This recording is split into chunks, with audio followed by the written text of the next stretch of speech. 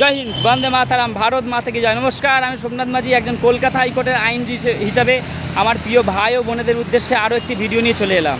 তো আজ সকালে একটি মক্কেল এসেছিলেন সাধারণতভাবে একটি নতুন হাইকোর্টের নতুন একটি মামলা নিয়ে।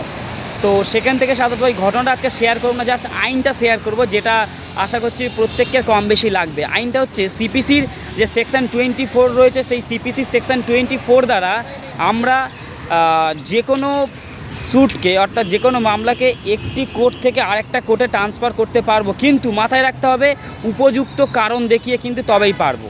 অর্থাৎ আমি দুম করে একটা হাইকোর্টে আমি ফাইল করে দিলাম, দিয়ে আমি সাধারণতভাবে বিভিন্ন রকম অজুহাত দেখিয়ে সাধারণতভাবে আমি কেসটাকে ট্রান্সফার করে নিজস্ব জুরিসডিকশনে বা অন্য কোর্টে নিয়ে যেতে চাইছি, সেক্ষেত্রে কিন্তু ওরকম মামার বাড়ি আবদার না যে হয়ে যাবে।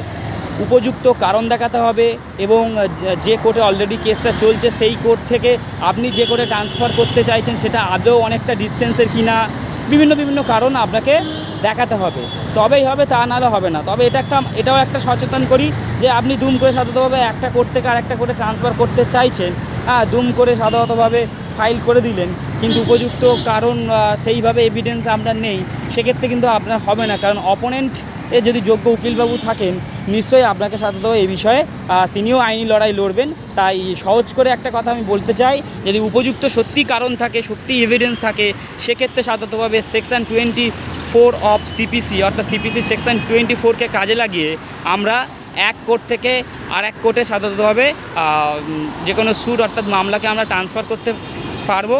কিন্তু আবারও কোর্ট করছি, উপযুক্ত কারণ দেখাতে হবে এবং এভিডেন্স সহ। মন গড়া কথা বললে কিন্তু হবে না, সেক্ষেত্রে সাধারণত ট্রান্সফার কিন্তু হয়ও না।